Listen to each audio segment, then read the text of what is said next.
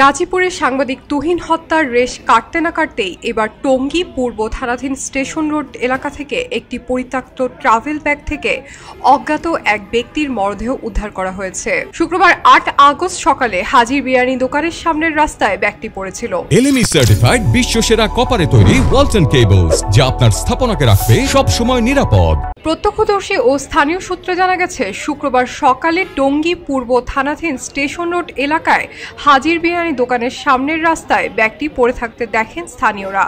এরপর টঙ্গী পূর্ব থানা পুলিশকে বিষয়টি জানালে তারা দ্রুত ঘটনাস্থলে উপস্থিত হয়ে ব্যাগটি খুলে এক অজ্ঞাত পরিচয় পুরুষের খণ্ড বিখণ্ড অঙ্গ প্রত্যঙ্গ দেখতে পায়। 7টা বাজে দোকানটা খুলি, তখন ব্যাগ ভর্তি দেখি। পরে কয়েকবার দেখলাম খালি গন্ধ, মানুষ পচা গন্ধ। পরে পুলিশ আনলাম, ট্রাফিকরে একটা কেসি দিলাম। কেসি দেওয়ার পরে আমি কাটার পরে দেখলাম গরু যখন জবাই করলে দড়িটা দেখা যায়, এরকম মনে হচ্ছে। আমি মনে হচ্ছে মানুষ। তারপর সাথে সাথে পুলিশ নিয়ে আইলাম। পুলিশ নিয়ে আসার পরে হেরা তো ভয়ে কাটে না। আমরা কি জনগণ ভয় পাবো, তার সাথে পুলিশ বেশি ভয় পায়। তো আমরা এই কোন দুনিয়াত বাস করে আমি নিজেও জানি না।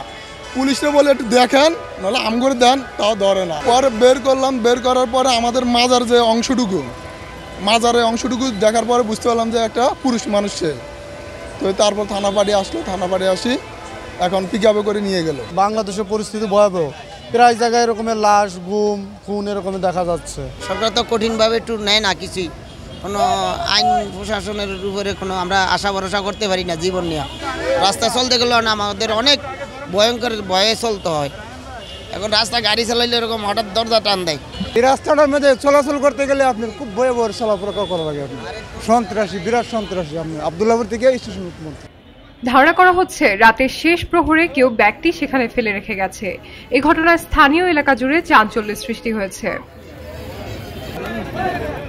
পুলিশ বলছে, মরদেহের পরিচয় শনাক্ত, ঘটনার প্রকৃত রহস্য উদ্ঘাটনে তদন্ত কার্যক্রম চলমান রয়েছে। এ বিষয়ে টঙ্গী পূর্ব থানার ভারপ্রাপ্ত কর্মকর্তা মোহাম্মদ ফরিদুল ইসলাম বলেন, স্থানীয়দের দেওয়া তথ্যের ভিত্তিতে আমরা দ্রুত ঘটনাস্থলে পৌঁছে মরদেহ উদ্ধার করেছি। মরদেহ ময়নাতদন্তের জন্য শহীদ তাজউদ্দিন আহমেদ মেডিকেল কলেজ হাসপাতালে পাঠানো হয়েছে। প্রাথমিকভাবে এটি হত্যাকাণ্ড বলে ধারণা করা হচ্ছে। আমরা বিষয়টি গুরুত্ব সহকারে তদন্ত করছি এবং জড়িতদের আটকের চেষ্টা চলছে। পক্ষপাতের ভিড়ে আজ থেকে কোনো পক্ষ নয়, খবর হবে নিরপেক্ষ। বানোয়ার তথ্যবাদ, খবর হবে নিখাদ। ভেঙে গুজবের শিখ, খবর হবে নির্ভীক। খবরের কাগজ, নিখাদ, নির্ভীক, নিরপেক্ষ।